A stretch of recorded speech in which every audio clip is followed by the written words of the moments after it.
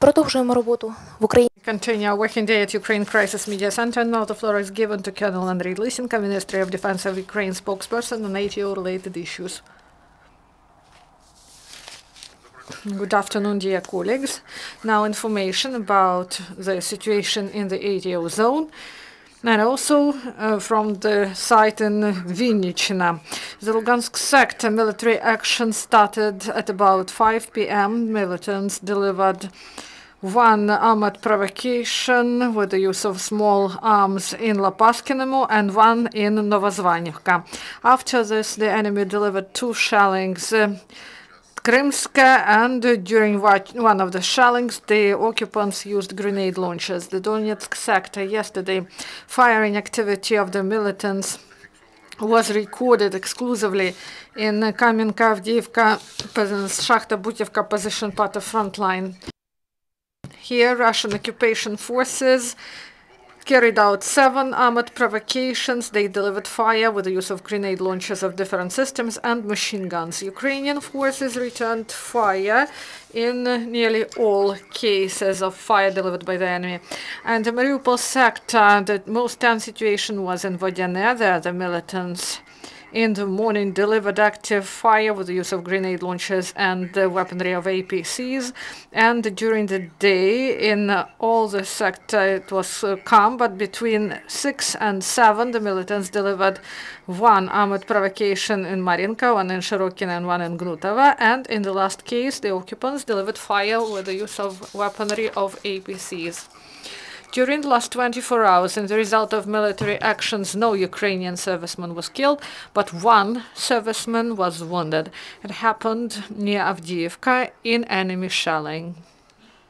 According to information provided by Chief Intelligence Department of MOD, commanders of so-called 7th Brigade of the enemy provided permission to the militants to bring down air drones of OSCE mission, and this will be done by snipers from masked position.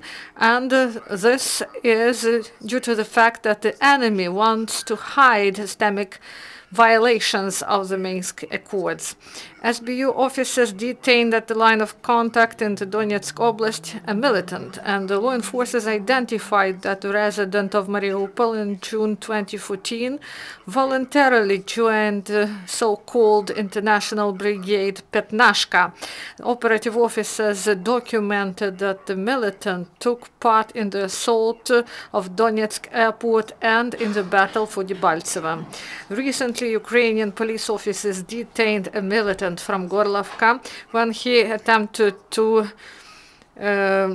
get a new Ukrainian passport. They identified that this man didn't have job in spring 2014 and he joined DPR militant group. The man served in his city, guarded the building of the city council, and also served the checkpoint and built barricades.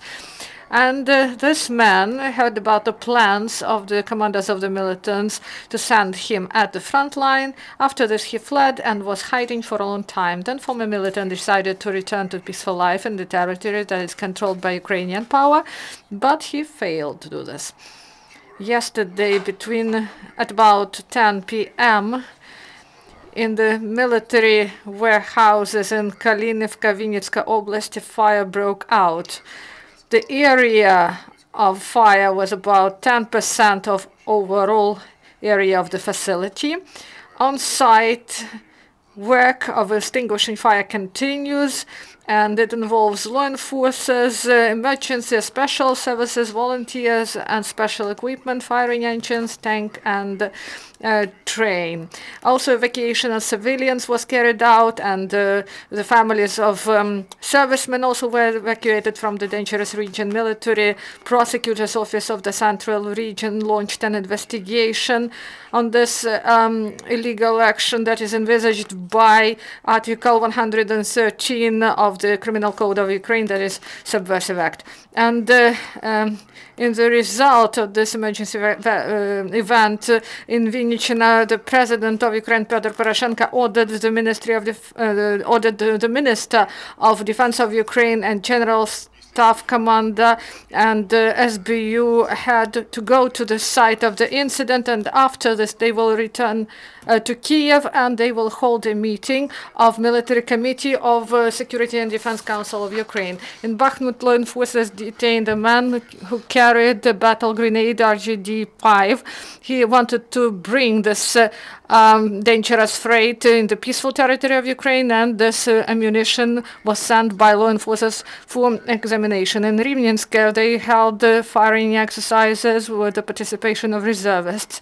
Our mechanized detachment, supported by artillery, aviation, and anti-aircraft defense and operative support, rehearsed actions such as exit, deployment, offensive, attack, and then defensive actions. About 65% of reservists who were involved in this training in the Rivnensk firing ground are the participants of ATO operations. So during September, at different firing grounds in Ukraine, about 10,000 reservists were trained.